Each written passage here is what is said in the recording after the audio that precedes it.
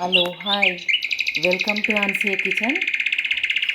ఈరోజైతే నేను గుమ్మడికాయ పూరి రెసిపీ తీసుకొచ్చిన మీ ముంగటికి.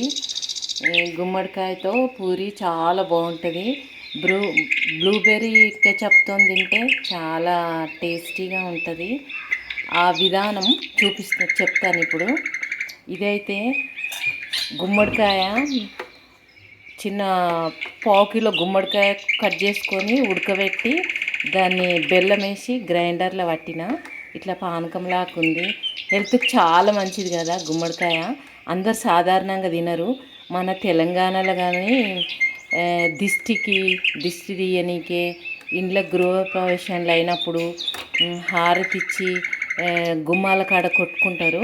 కానీ ఇదే గుమ్మడికాయ తింటే కూడా చాలా ఒంటికి మంచిది, హెల్త్ బాగుంటుంది.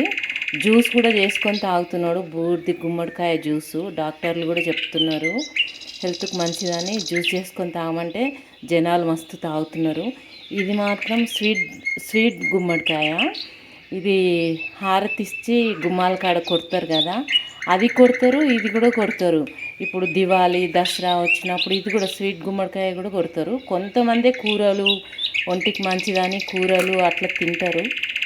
స్వీట్ కూడా చేయొచ్చు. కానీ నేనైతే ఈరోజు పూరి చూపిస్తున్నాను మీకు, స్పెషల్ పూరి అన్నమాట. ఇది గ్రైండర్లో వేసుకున్న బెల్లం వేసి గుమ్మడికాయ ముక్కలు కట్ చేసి పొట్టు తీసి కట్ చేసి ఉడికిచ్చిన గుమ్మడికాయ ముక్కలతో ఇట్లా జ్యూస్ కొంచెం వాటర్ బెల్లం వేసి దాంట్లో ఉడికిన వాటరే, నేను పైకెళ్ళేం పోయలేదు. ఇట్లా చేసుకున్నా. తర్వాత ఇట్లా చేసి దీంట్లో యాలక్ పొడి వేసి గ్రైండ్ చేసిన ఇట్లా అంబలిలాగా అయిపోయింది చూడండి. అయితే దీన్ని గోధుమ పిండి కానీ బియ్యం పిండి కానీ వేసుకొని పిసుకోవచ్చు. నేనైతే గోధుమ పిండి వేసుకొని పిసికినాను. ఇక్కడ నూనె పెట్టుకున్నాను తగపడ.